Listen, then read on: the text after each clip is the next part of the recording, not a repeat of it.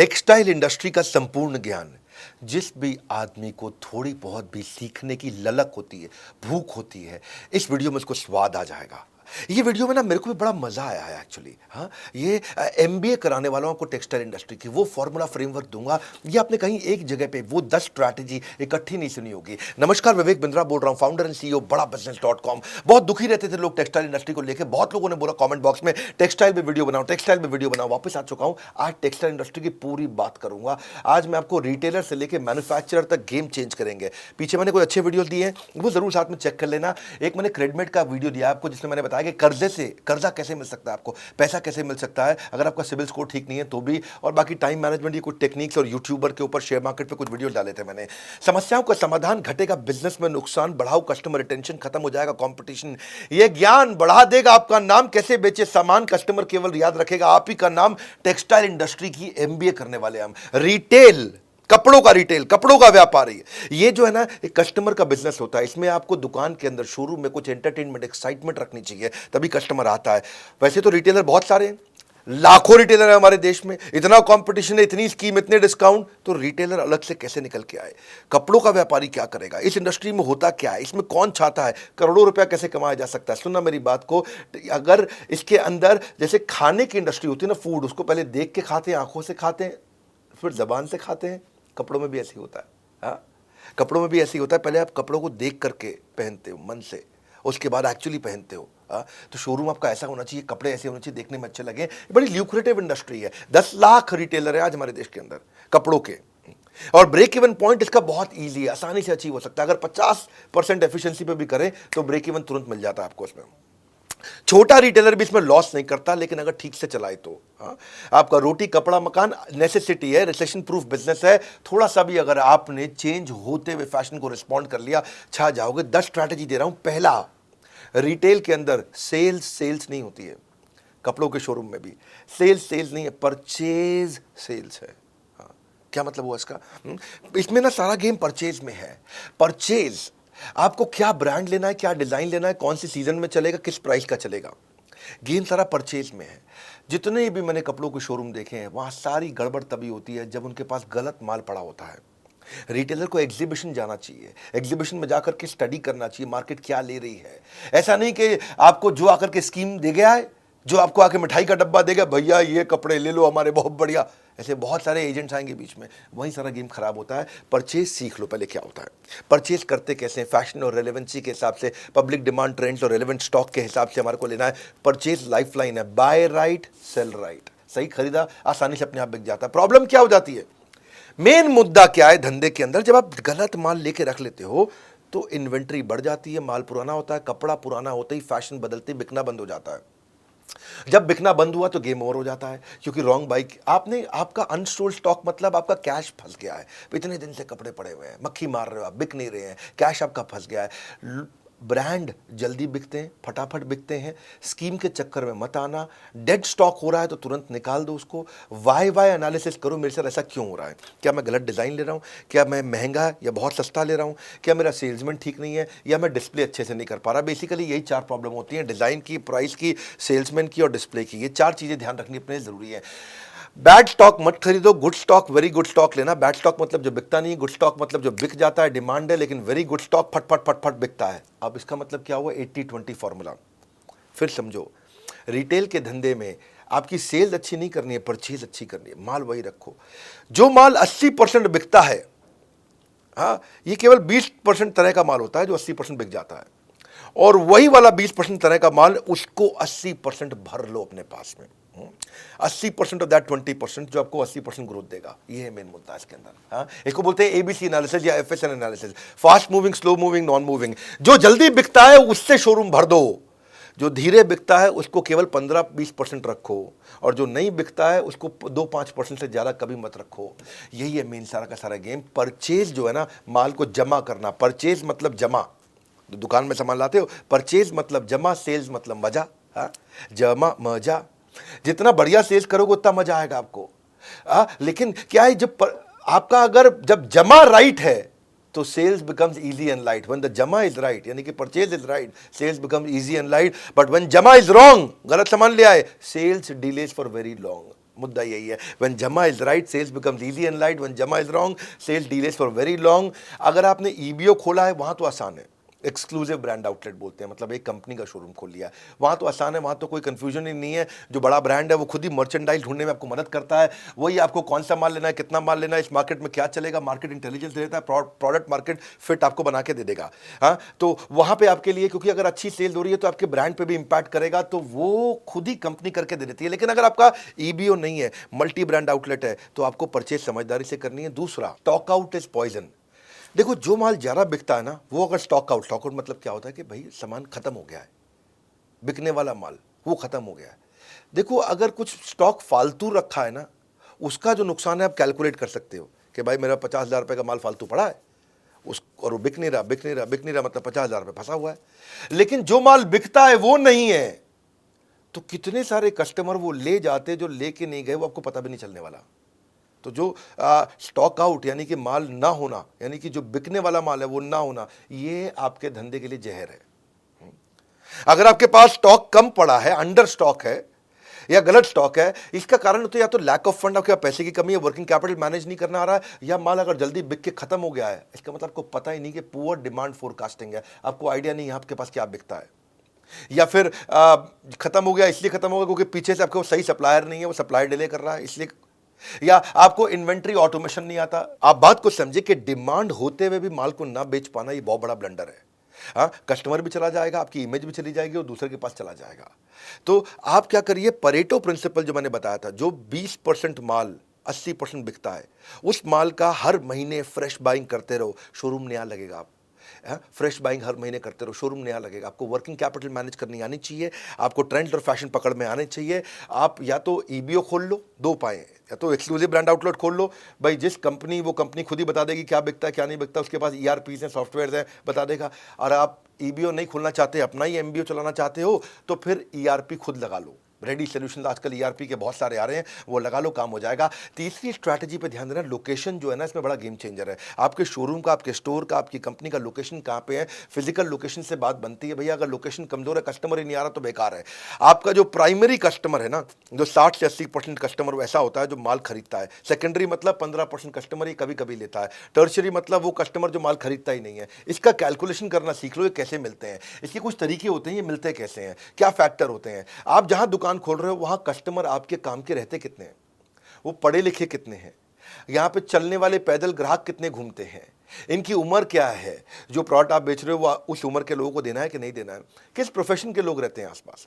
कुछ इलाके होते हैं जहाँ व्यापारी ज़्यादा रहते हैं, कुछ इलाके होते हैं जहाँ अपार्टमेंट होती हैं, सोसाइटीज़ होती हैं, हाई राइज टावर, वहाँ नौकरी करने वाले ज़्यादा होते हैं। इनकम ग्रुप कैसा है, लाइफस्टाइल कैसा है, धर्म क्या है उनका, प्राइवेट व्हीकल उनके पास है कि नहीं है, उनकी उनकी स्पेंड करने की क्षमता कितनी है। आसपास जहाँ आपने शोरूम खोला है वहाँ कोई मेट्रो जाती है क्या, वहाँ कोई बस जाती है, ऑटो आता है, पब्लिक ट्रांसपोर्ट है वहाँ पे। ये चीज़ों को देखो तब आपको समझ में आएगा यार यहाँ लोकेशन ठीक है, यहाँ माल अपने को शोरूम खोल देना चाहिए।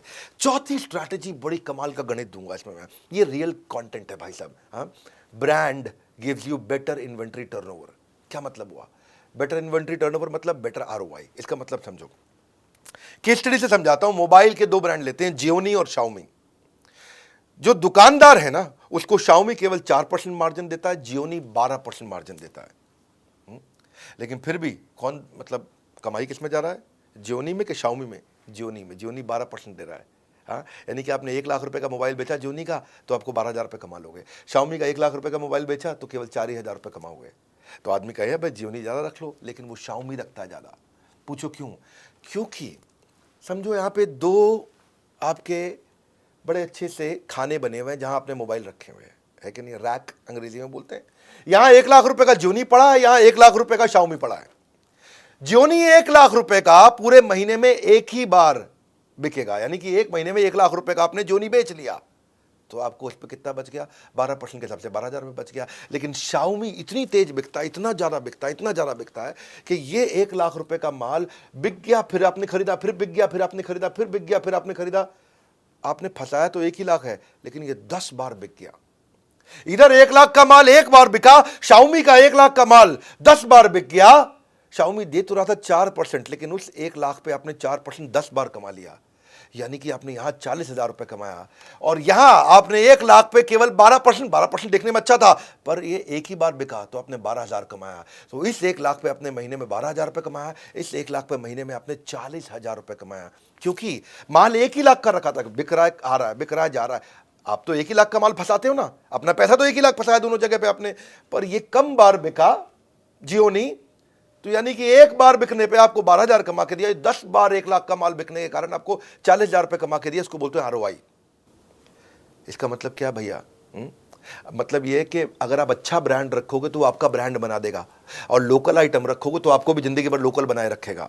माल वो रखो जो अपने आप बिकता हो, मार्जिन थोड़ा माटा कम भी हो तो भी चल जाता है, आप आरओआई बहुत अच्छी कमा लेते हो, बहुत बढ़िया कर लेते हो। इसमें ना आप, मैं साधारण भाषा में समझाना पसंद करता हूँ। ये जोनी शाओमी के आइडिया से आपको समझ में आ गया होगा। कपड़ों में मामले में भी ना, कोई लोकल लल्लू लाल कपड़ा मत रखो, ठीक ब्रांड का कपड़ा रखोगे। हाँ, लल्लू लाल हो सकता है आपको 50% मार्जिन दे दे, ब्रांड आपको 30% मार्जिन दे, पर आप ब्रांड में ज़्यादा कमा जाओगे, जल्दी जल्दी बिकता है। हाँ, स्टॉक बहुत तेज घूमता है। और ये अगर फंसा रह गया ना आपका, जियोनी फंसा रह गया, तो जियोनी 3G था, टेक्नोलॉजी 4G आ गई, मोबाइल बेकार हो गया भाई। उसका रैम कम था और नया रैम आ गया, ज्यादा रैम वाले मोबाइल आ गए, टेक्नोलॉजी बेकार हो गई, मोबाइल बेकार हो गया। पड़े पड़े मोबाइल पुराना बेकार हो जाएगा, आपकी जिंदगी बेकार हो जाएगा। आपका भाई क्या हो गया, क्या करूं, फंस गया मैं, मक्खी मारना उसके बैठ के। एक और फॉर्मूला समझो आप, इसको बोलते हैं stock rotation formula. Stock rotation formula क्या है, इसे समझ में आ जाएगी आपको बात। अगर आप बिल्कुल पढ़े लिखे नहीं हो ना, तो भी ये फॉर्मूला समझ में आ जाएगा आपको। हाँ, मैथमेटिक्स तो छोड़ो, अगर आपने खाली 10वीं छोड़ो, 8वीं छोड़ो, 5वीं तक पढ़ाई करिए, इतना ईजी कर दूंगा। सेल्स अपॉन स्टॉक का मतलब क्या है? आपने सेल्स करी 2 करोड़ की और माल आपने 1 करोड़ का खरीदा, यानी कि साल के एंड में आपके पास 1 करोड़ का माल बचा, लेकिन साल के एंड तक आपने सेल 2 करोड़ की कर दी। कैसे करी होगी? ऐसी करी ना कि भाई माल गया आया, गया आया, तो आपने माल आपने 2 बार मंगा लिया। तो आपका जो फंसा था 1 ही करोड़ फंसा था, लेकिन माल आपने 2 बार बेच दिया। आप, कई लोग इतने समझदार होते हैं, इतने समझदार होते हैं कि 1 करोड़ लगा करके 5 करोड़ की सेल कर देते हैं, और कई एक्सट्रीमली बेस्ट होते हैं, वो 1 करोड़ लगा करके 1 करोड़ का माल साल में 10 बार बेच देते हैं। यानी कि कपड़ों के शोरूम में उसको बोलेंगे 10 करोड़ अपॉन 1 करोड़, यानी कि उसका स्टॉक रोटेशन 10 बार हो गया है। आप समझो, तो इसको ऐसे समझो भाई, कुछ दुकानदार पुराना माल पड़ा है, वो थान में लिपटा हुआ है, उस पर दाग पड़ जाते हैं, जीन्स रखते हैं, किसी लोकल शोरूम में जाओगे दुकान पे, वहाँ जीन्स जब वो खोल के निकालेगा ना, तो उसके घुटनों से जहाँ फोल्ड करी थी जीन्स, उस पर लाइन सी आ जाती है। देखिए आपने कभी कभी ब्राउन सी भूरे रंग की लाइन आ जाती है, क्योंकि माल पड़ा हुआ है, उसका स्टॉक रोटेशन नहीं हो रहा, पुराना माल पड़ा हुआ है, खराब हो गया उसका माल, है, फैशन बदल चुका है, माल पड़ा हुआ है। वही चक्कर है। आपने अगर 1 करोड़ का माल 10 बार बेच दिया तो आपका स्टॉक रोटेशन 10 है। इसको आप ऐसे समझो फॉर्मूला से आसानी से, कि 1 करोड़ का माल अगर आपने 30% मार्जिन पे साल में 1 ही बार बेचा तो आपको 30 लाख रुपए बचा। लेकिन आपने दूसरी तरफ 1 करोड़ का माल साल में 5 बार बेच दिया, जल्दी जल्दी बेच दिया, 30% की जगह खाली 20% मार्जिन कमाया, तो 20% मार्जिन आपका 1 करोड़ का होता है 20 लाख, लेकिन 5 बार बेच दिया, यानी कि 20 लाख मल्टीप्लाइड बाय 5, 1 करोड़ रुपया। यहाँ 30% मार्जिन के साथ आपने 30 लाख कमाया, 20% मार्जिन के साथ आपने 1 करोड़ कमा लिया। वो 30 लाख कमा रहा साल में, 1 करोड़ कमा रहा साल में। एक ही अमाउंट फंसाया दोनों ने, इन्वेस्टमेंट दोनों की बराबर थी, पर उसकी बेचारे की कमाई साल के एंड में 30 लाख है, इसकी कमाई साल के एंड में 1 करोड़ है। ये मजा मार रहा है। इसके लिए करना क्या हुआ है, समझ में तो आ गया आपको? 4 महीने पुराना माल खरीदी के भाव पे बेच दो। अगर कोई जीन्स लेके आए थे आप 500 रुपए की, 4 महीना हो गया है, अब 500 में बेच देना भाई। 800 900 का खाब छोड़ दो, अब 700 में मत बेचो, 500 में बेच दो, 4 महीना हो गया। लेकिन अगर 6 महीने तक सामान पड़ा रह गया कपड़ा आपके पास कोई, तो 500 की जगह 450 में बेच दो, कोई दिक्कत नहीं है। 430 में बेच दो, कोई दिक्कत नहीं है, पैसे छुट्टे हो जाएंगे। आपके 50,000 रुपये का माल फंसा पड़ा है ना, 50,000 का माल 40,000 रुपये निकाल दो, 40,000 रुपये हाथ में तो आएंगे। जब 40,000 हाथ में आएंगे तो नया माल लेके आओ, बहुत तेज बिकेगा, कमा के भी देगा।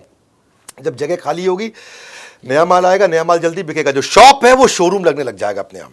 कस्टमर के हिसाब से खरीदो भैया।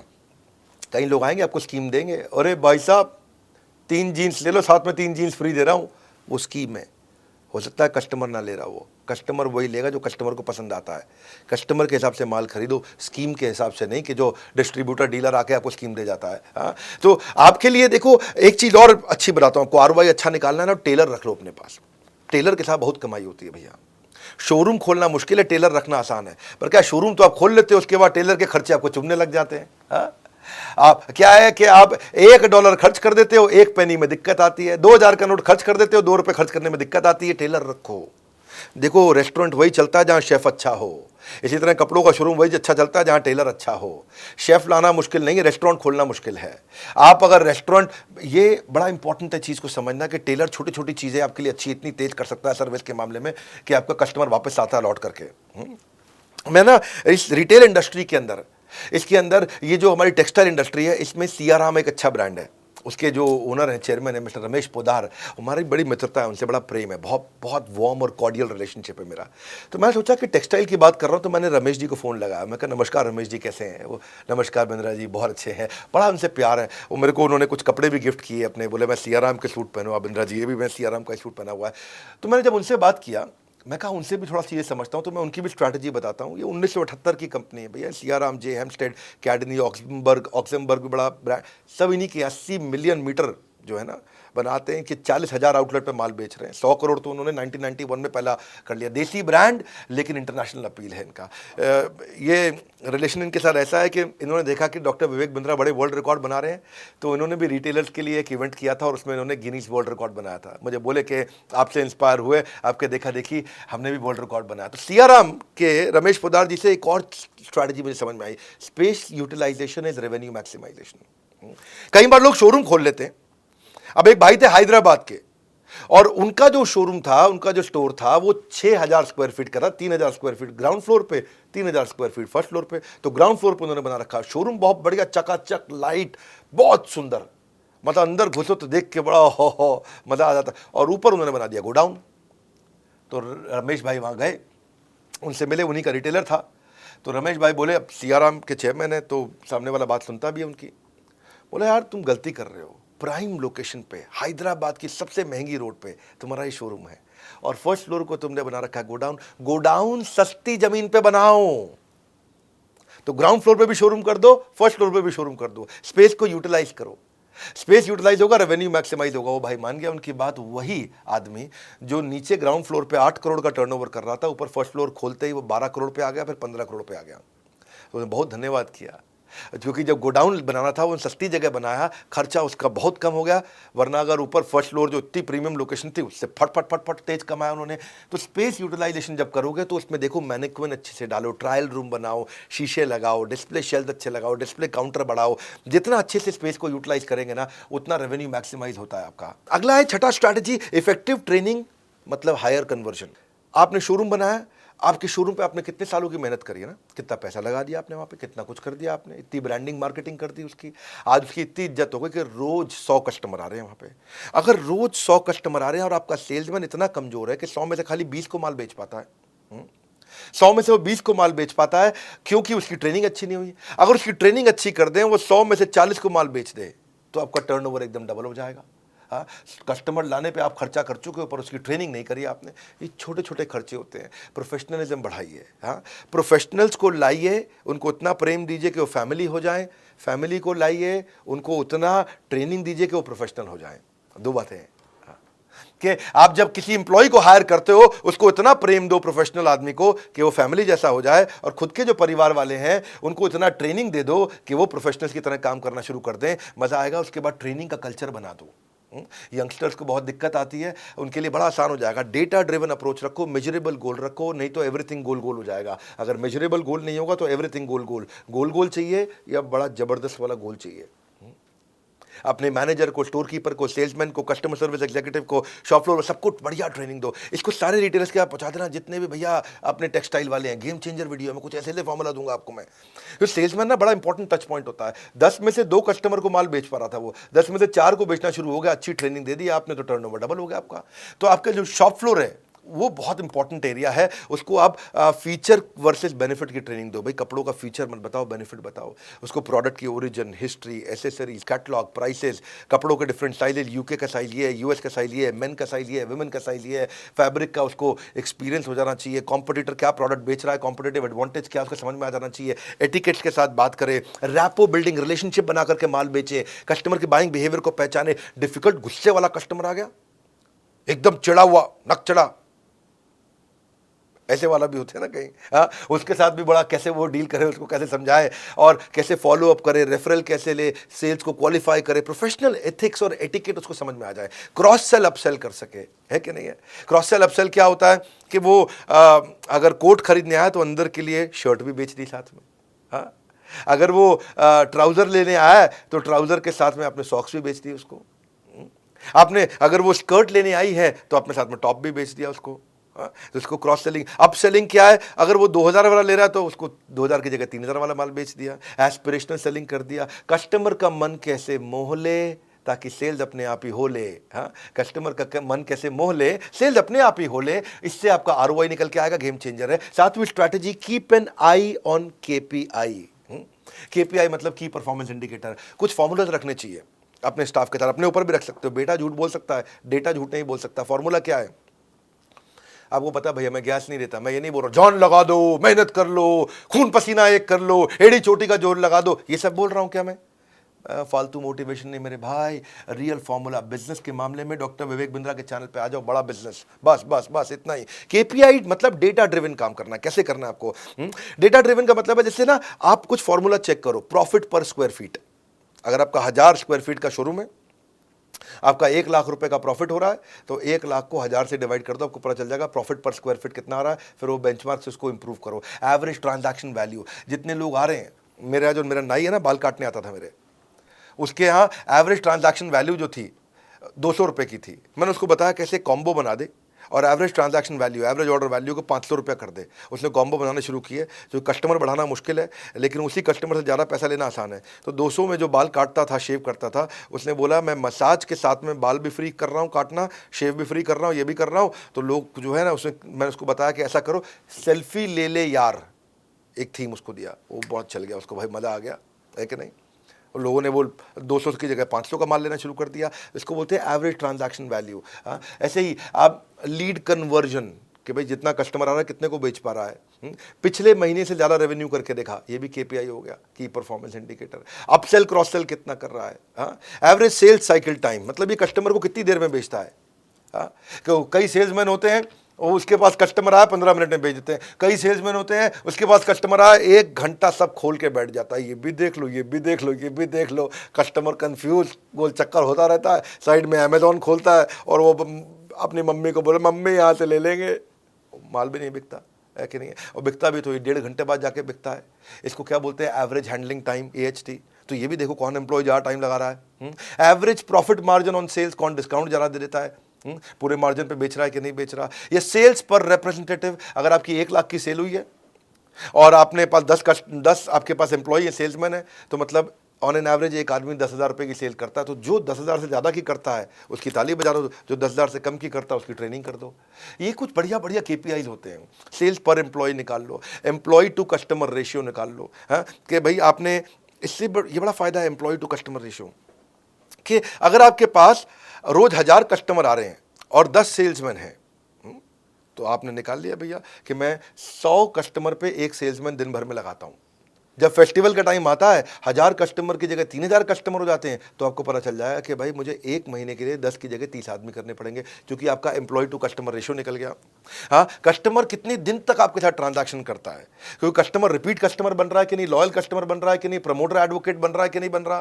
क्योंकि ये भी बड़ा इंपॉर्टेंट फॉर्मूला है। रिटेंशन रेट, कितना कस्टमर रिटेन हो रहा है। रेफरल रेट, कितना कस्टमर आया और कितने को नए साथ में लेकर के आया, रेफरल किया उसने। क्योंकि KPI जब आप कर देते हो तो इससे आप एम्प्लॉयज़ को अकाउंटेबल कर लेते हो। एम्प्लॉयज़ अपने आप काम करते हैं, आपकी प्रेजेंस के बिना काम करते हैं। आप जो है वृंदावन में बैठ करके कीर्तन कर रहे हो, भगवान का जप कर रहे हो, या दुबई के बीच पे लेमनेड पी रहे हो, पीछे से धंधा अपने आप चल रहा है, क्योंकि आपने फॉर्मूला लगा के सबको मेजर करना शुरू कर दिया। लोग ऑर्गेनाइजेशन की प्रायोरिटीज को समझ जाते हैं, आपके एम्प्लॉय रिस्पॉन्सिबल होते हैं, बड़ी क्लैरिटी मिल जाती है उनको, इंडिविजुअल परफॉर्मेंस अच्छी होने लग जाती है। तो ये KPI था। 8वीं स्ट्रैटेजी है फिजिटल। फिजिटल मतलब फिजिकल शोरूम के साथ डिजिटल भी जाओ। बाइंग बिहेवियर बदल रहा है, इंफॉर्मेशन एज है, सब कुछ इंटरनेट पे दिख रहा है, सब कुछ इंटरनेट पे चल रहा है। पहले लोग टच फील करते थे, अब इंटरनेट से खरीद लेते हैं। तो आप डिजिटल भी हो जाओ साथ साथ। डिजिटल होने में घबराने की कोई जरूरत नहीं है, एक्सटेंशन है फिजिकल स्टोर का। आपको पूरे देश में जाने की जरूरत नहीं, आप डिजिटल तुरंत फटाफट पहुंच जाते हो। आप होम डिलीवरी दे सकते हो, सर्विस का एक्सटेंशन है वो। हमारे ना बड़े सारे कोर्सेज हैं कि फिजिकल बिजनेस को डिजिटल बनाने के लिए, WhatsApp marketing, digital marketing, Facebook marketing, e commerce marketing, email marketing. बस आपने ये सब सीख लिया, व्हाट्सएप मार्केटिंग आपने सीख लिया, तो आप कस्टमर को प्रोडक्ट भी भेज दोगे, उसको प्राइस भी बता दोगे, उससे परचेज भी करा लोगे, उससे पेमेंट भी करा लोगे और अपना प्रॉफिट भी कमा लोगे। बड़ा आसान है, तो वो मुश्किल नहीं है। आपके प्रोडक्ट में आएगी विजिबिलिटी, जैसे प्रोडक्ट की डिजिटल बढ़ेगी विजिबिलिटी, आपके धंधे में आ जाएगी स्केलेबिलिटी। आसान है ये। आप अपना गूगल पे, फेसबुक पे, सोशल मीडिया पे, आप आजकल गूगल की लिस्टिंग, बिजनेस लिस्टिंग बहुत होती है कि नाम, एड्रेस, फ़ोन नंबर डाला, अपना विजुअल कंटेंट सारा डाल दिया, भाई मेरे पास ये कपड़े हैं, आपको रिव्यूज़ देने शुरू कर दिए, एकदम बात बनेगी। आपका लोगो वो डाल दो वहाँ पे, सब काम हो जाएगा, कस्टमर रिव्यू देने लग जाता है आपको। इससे आपको लीड्स मिलेगी, विजिबिलिटी मिलेगी, डिस्प्ले मिलेगा, बहुत अच्छा है ये। आपके मार्जिन अपने आप बढ़ जाते हैं, बीच में सारे इंटरमीडिएटरी खत्म हो गए, इसको कमीशन दो, उसको कमीशन दो, कुछ नहीं, सीधा कस्टमर को माल बेचो, 365 दिन आप बेच सकते हो, क्योंकि इंटरनेट तो आपका रात को भी चलता है, दिन में भी चलता है। शोरूम तो आपका खाली दिन में खुलता है, इंटरनेट तो आपका रात को 2 बजे भी इंटरनेट पे दुकान खुली है, आपकी दुकान इंटरनेट पे सुबह 4 बजे भी खुली है, 26 जनवरी पे भी खुली है, 15 अगस्त को भी खुली है। इंटरनेट पे तो आपकी दुकान हर समय खुली हुई है। तो इसको सीखो आकर के, हमारे भी कोर्सेज हैं बहुत सारे, इसके ऊपर आप ज्वाइन कर सकते हो बोर्ड लाइन नंबर पे फ़ोन करके। बहरहाल 9वीं स्ट्रैटेजी, अगर आपको ईबीओ का मतलब क्या है? ईबीओ मतलब एक्सक्लूसिव ब्रांड आउटलेट।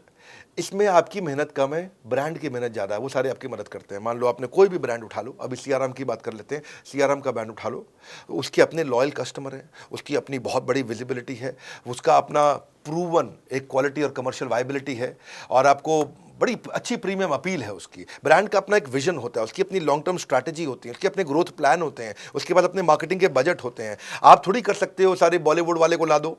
हमने अगर सीआरएम का एग्जांपल लिया तो उन्होंने आजकल दीपिका पादुकोण के हस्बैंड को अपना ब्रांड एम्बेसडर बना रखा है, और अब वो आएगा अपना आकर के, वो तो पता ही आपको रंगीन कपड़े पहनता है। तो अब आप तो नहीं, आप दीपिका पादुकोण को या उसके हस्बैंड को ला सकते हो आसानी से, कोई आप तो दुकानदार हो। तो ईबीओ भी आप ट्राई कर सकते हो, ईबीओ बड़ा अच्छा ऑप्शन है। और रणवीर सिंह नाम है उसका, मैं नाम भूल जाता हूँ, मैं बॉलीवुड कम देखता हूँ। तो वो जो है, आप उसको, आपको तो खर्चा नहीं करना है, ब्रांड अपने आप खर्चा करता है, ब्रांड का आपको सपोर्ट मिल जाता है, ब्रांड आपको प्रॉपर्टी सिलेक्शन करा देगा, आपको रेंट नेगोशिएट करा देगा लैंडलॉर्ड से। आप अगर अच्छा ब्रांड होगा, बहुत सारे ब्रांड्स हैं, लुई फिलिप, फलाना डिकाना, बहुत सारे हैं। आप उसमें से अगर मान लो हमने अभी सीआरएम की बात करी, तो आपको स्टोर भी डिजाइन करा के देंगे, स्टोर लेआउट भी कर देंगे आपका। सैकड़ों शोरूम हो चुके हैं अब सीआरएम के, और अब उनका आइडिया ये है कि अगले 1 साल के अंदर 1000 नए शोरूम खोलने वाले हैं। इनके अपने फ्रेंचाइजीज खोलते हैं ना ये, तो प्रोडक्ट की ट्रेनिंग देंगे आपको, ऑपरेशंस की हेल्प कर देंगे, फ्लो ट्रेनिंग दे देंगे, बिलिंग का सॉफ्टवेयर दे देंगे, आपको वॉक इन कैसे बढ़ाओगे, आपको लेआउट, साइनेज, हर एक चीज रेडी करके देता है। तो ईबीओ में आपकी टेंशन खत्म है, कोई नया आदमी भी चालू कर सकता है। 10वीं स्ट्रैटेजी क्या है? EBO means easy expansion. अगर आपका एमबीओ है, मल्टीपल ब्रांड आउटलेट है, तो पुरानी गल्ला चला आ रहा है। दादाजी बैठते थे, दादाजी के पिताजी बैठते थे, अभी आपके पिता बैठते हैं, अभी आप खुद बैठते हैं, अपने बच्चों के लिए क्या करें? क्योंकि भैया एमबीओ को एक्सपैंड करना मुश्किल है, ईबीओ को आसान है। ईबीओ आप एक साथ 10 शोरूम चला सकते हो, एमबीओ में आपको खुद ही गल्ले पे बैठना पड़ता है। तो इंसान अपने बच्चों के लिए जगह बनाता है, तो एमबीओ उसका बड़ा अच्छा एग्जांपल है। फ्यूचर बच्चों का आप सिक्योर कर सकते हो, क्योंकि टेक्सटाइल के जो पुराने खिलाड़ी हैं वो भी, और जो बिल्कुल नए हैं वो भी अपने बच्चों को, सूखा सूखा बिजनेस होता है ईबीओ का, एकदम सूखा सूखा बिजनेस। भाई कंपनी से ही माल आया, कंपनी की सारी स्ट्रैटेजी, कंपनी का सारा सिस्टम आया, कस्टमर भी आया, कस्टमर को पहले शोरूम के बारे में पता है, उसको पहले ब्रांड के बारे में पता है, ओ सियाराम, तो वो आएगा, सियाराम का कपड़ा खरीदेगा, चला जाए, आपको क्या टेंशन है इसमें? हाँ, कईयों के पास जो कमर्शियल जगह होती है, मॉल में, कहीं पर डिस्ट्रिक्ट सेंटर में, कहीं पे, कुछ लोग हैं जिनके पास काम है पर जगह नहीं है, तो वो जगह लेके काम कर ले, और कुछ हैं जिनके पास जगह है पर कोई काम नहीं है, तो उनके लिए भी अच्छा कि भाई, क्योंकि ईबीओ करना आसान है, आपको ट्रेड का आदमी होने की जरूरत नहीं है, कोई भी आदमी कर सकता है। देखो, आपको ना ईबीओ में बिना बिजनेस के बैकग्राउंड के भी आप कर सकते हो। आप मैकडोनल्ड्स का या किसी भी खाने का, किसी का भी आप फ्रेंचाइजी की तरह ईबीओ चला सकते हो उसका। हाँ, आपको राइट फार्मूला दे देते हैं सक्सेस का। आपको अगर सीआरएम वालों से बात करना, तो उनसे भी बात करके देखो, मेरे को क्योंकि उनका बड़ा अच्छा लगा, मैंने खुद जा करके देखा उनका। बहरहाल ये बहुत सारे आज आपको फॉर्मूलाज मैंने दिए, आपको बहुत सारे फ्रेमवर्क दिए, आपको मैंने ये एमबीए कराई मैंने आपको टेक्सटाइल इंडस्ट्री में। आप इस वीडियो को दोबारा देखना, क्योंकि लंबा वीडियो है, इसमें बहुत काम की चीज़ें, नोट्स बनाए कि नहीं बनाए। और अगर आप डिस्ट्रीब्यूटर हो, तो आप मैन्युफैक्चरर हो, रिटेलर को आप भेजो वीडियो, होलसेलर को वीडियो भेजो, ये कोई भी फ्रेंचाइजी वीडियो को भेजो, सबको आगे बढ़ाना जरूरी है, इसलिए शेयर करना भी बहुत जरूरी है। बहुत काम का वीडियो है। और अगर आप भी बिजनेस में ग्रो करना चाहते हो, ऐसी सारी स्ट्रैटेजी सीखना चाहते हो, अपने ब्रांड को बहुत बड़ा करना चाहते हो, मेरा मोस्ट सॉट आफ्टर कंटेंट आ चुका, लीडरशिप फनल। ये वो कंटेंट है जहां कोई गैस नहीं है, ये थोड़ा प्रीमियम है, इसमें खाली 300 सीट होती है। एक हम 5 स्टार, 6 स्टार, 7 स्टार होटल में करते हैं इसको, एयरपोर्ट के पास करते हैं, जहां पे हम लोग बहुत केवल 300 सीट, राइट सीधा क्वेश्चन आंसर वहीं पे टक टक टक टक टक टक, रियल कंटेंट। आपका पहले ट्रेनिंग नीड एनालिसिस कर लेते हैं, आपका पहले ही मैं पूरा कच्चा चिट्ठा पढ़ लेता हूँ, क्योंकि आपसे हम फॉर्म भरवा लेते हैं पहले, आपके बिजनेस को समझ के आता हूँ, आपके क्वेश्चंस को रेडी करके आता हूँ मैं पहले से ही। आपको real life example, case study देते हैं, एग्जीक्यूटिबल स्ट्रैटेजी देते हैं और एक गेम चेंजिंग कोचिंग डायरी देते हैं। ये प्रीमियम कोचिंग डायरी है, कहीं नहीं मिलती है, ये केवल उस प्रोग्राम में मिलती है। हाँ, वीकली असाइनमेंट रहते हैं, उसके बाद कोच आपको वीकली असाइनमेंट फोन कर करके कराएगा, असाइनमेंट करो भाई साहब, आप नहीं करोगे दूसरे नंबर से करेगा फोन। असाइनमेंट क्यों नहीं किया आपने अभी तक? तो हैंड होल्डिंग सपोर्ट है, leadership funnel game changer program है, लोग कसमें खाते हैं इसकी, इसलिए अभी तुरंत अगला बैच आ गया है, आप फटाफट पता कर लो, सीट खत्म ना हो जाए। लीडरशिप फनल में आपको लाइफ टाइम मेंबरशिप भी हम फ्री दे रहे हैं, और इस वीडियो को सारे रिटेलर्स तक पहुंचाओ, पता नहीं फ्री कंटेंट से किसकी कितनी मदद हो जाए। बड़े गेम चेंजिंग इसमें स्ट्रैटेजीज है। हमारे साथ जुड़े रहने के लिए, इस वीडियो को शेयर करने के लिए, लीडरशिप फनल के लिए फोन करके पता लगाने के लिए आप सबका हृदय की गहराई से प्रेम पूर्वक बहुत बहुत